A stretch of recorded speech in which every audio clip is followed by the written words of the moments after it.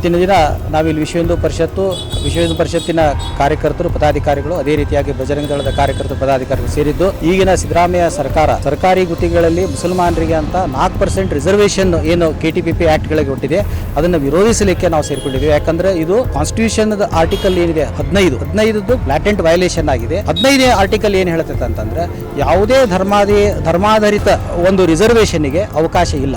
ಧರ್ಮದ ಆಧಾರದ ಮೇಲೆ ರಿಸರ್ವೇಷನ್ಗೆ ಅವಕಾಶ ಇಲ್ಲ ಅಂತಂದ್ರೆ ಇದು 4% ರಿಸರ್ವೇಷನ್ ಮುಸ್ಲಿಮ್ಸಿಗೆ ಕೊಡೋದು ಇದು ಆರ್ಟಿಕಲ್ 15 ವೈಲೇಷನ್ ಆಗುತ್ತೆ. ಇದು ಮೊದಲೇ. ಎರಡನೇದು ಕೂಡ ಸುಪ್ರೀಂ ಕೋರ್ಟ್ ಎಷ್ಟೋ ಪ್ರಕರಣದಲ್ಲಿ ಹಿಂದಿಂದ ಕೂಡ ಹೇಳ್ತಾನೆ ಬಂದಿದೆ. ಧರ್ಮದ ಆಧಾರದ ಮೇಲೆ ಯಾವುದು ಕೂಡ ರಿಸರ್ವೇಷನ್ ಮಾಡಬೇಡ್ರಿ ಅಂತ ಹೇಳ್ಕೊಂಡು ಬಂದಿದೆ.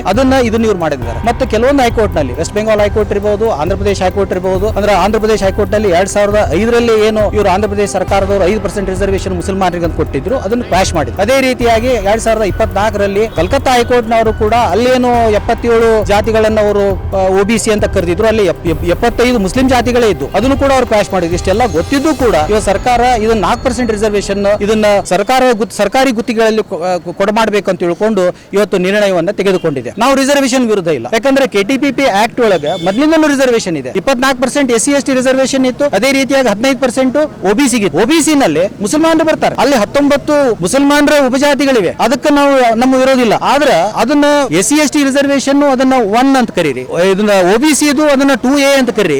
ಈಗ ಸಿದ್ದರಾಮಯ್ಯ ಸರ್ಕಾರದವರು ಏನ್ ಮಾಡಿದ್ರು ಅಂತಂದ್ರೆ 2B ಅಂತ ಮಾಡಿ ಮುಸಲ್ಮಾನರಿಗೆ ಮಾತ್ರ 4%, ಅಲ್ಲಿ ಏನು ಮುಂದುವರಿದ ಮುಸಲ್ಮಾನರು ಅಂತ ತಿಳ್ಕೊಂಡು OBC ನಲ್ಲಿ ಏನು ಸೇರ್ಕೊಂಡಿರಲಿಲ್ಲ ಅವನ್ನೆಲ್ಲ ತಂದು ಇಲ್ಲೇ 2B ಒಳಗೆ ಸೇರಿಸ್ಕೊಂಡ್ರು. ಈ 4% ರಿಸರ್ವೇಷನ್ ವಿರುದ್ಧ ನಮ್ಮ ಪ್ರತಿಭಟನೆ ಇದೆ. ಯಾಕಂತಂದ್ರೆ ಯಾವುದೇ ಈಗ ನೀವು ಮುಸಲ್ಮಾನರು ಈಗ ನೀವು ಸೇರಿಸ್ಕೊಂಡಿರಲ್ಲ, ಮುಸಲ್ಮಾನರು ಇವ್ರು ಹಿಂದೆ ಉಳಿದಾರ ಅಂತ ಏನು ಹೇಳಕತ್ತಿರಲ್ಲ, ಇವ್ರು ಹಿಂದೆ ಉಳಿದಾರ ಅಂತ ನೀವು ಹೇಳಬೇಕಂತಂದ್ರೆ ಇದನ್ನ ಕೇಸ್ ಎಲ್ಲಿ ರಿಫರ್ ಮಾಡಬೇಕು, ಇದನ್ನ ಬ್ಯಾಕ್ವರ್ಡ್ ಕಮಿಷನ್ಗೆ ಹೇಳಬೇಕು. ಇದನ್ನ ನೀವು ಸಂಬಂಧಪಟ್ಟಂಗೆ ಸರ್ವೆ ಮಾಡ್ರಿ, ಇವೆಲ್ಲ ಜಾತಿಗಳನ್ನ ನೋಡ್ಕೊಡ್ರಿ. ಇವ್ರು ಯಾರಾದರೂ ಹಿಂದೆ ಉಳಿದಿದ್ರೆ ಇದನ್ನು OBC ಪಟ್ಟಿಯಲ್ಲೇ ಸೇರಿಸ್ಬೋದು. ಆದರೆ ಏಕಾಏಕಿ ಎಲ್ಲ ಮುಂದುವರೆದ ಮುಸಲ್ಮಾನರು ತಂದು ಇಲ್ಲಿ ಸೇರಿಸಿ ಇಡೀ ಮುಸ್ಲಿಂ ಸಮುದಾಯ ಹಿಂದುಳಿದ ಸಮುದಾಯ ಅಂತ ತಿಳ್ಕೊಂಡು ಏನು ಬಿಂಬಿಸ್ತಕ್ಕಂಥ ಒಂದು ಕೆಲಸಕ್ಕೆ ಇವರು ಕೈ ಹಾಕಾರ. ಇದು ವೋಟ್ ಬ್ಯಾಂಕ್ ರಾಜಕಾರಣ, ಮುಸಲ್ಮಾನರ ಓಲೈಕೆ ರಾಜಕಾರಣ. ಇದರ ವಿರುದ್ಧ ನಾವಿದ್ದೇವೆ. ಇದನ್ನ ನಾವು ಯಾವಾಗೂ ಖಂಡಿಸ್ತೇವೆ. ಇದರ ವಿರೋಧ ಇದಕ್ಕೆ ಯಾವಾಗೂ ನಮ್ಮ ವಿರೋಧ ಇದೆ. ಇಷ್ಟು ಮಾತ್ರ ಹೇಳಬಯಸ. ನಾನು ಮಹೇಶ್ ಪಾಟೀಲ್ ಅಂತ ನನ್ನ ಹೆಸರು. ನಾನು ಧಾರವಾಡ ಜಿಲ್ಲಾ ವಿಶ್ವ ಹಿಂದೂ ಪರಿಷತ್ತಿನ ಉಪಾಧ್ಯಕ್ಷನಾಗಿದ್ದೆ.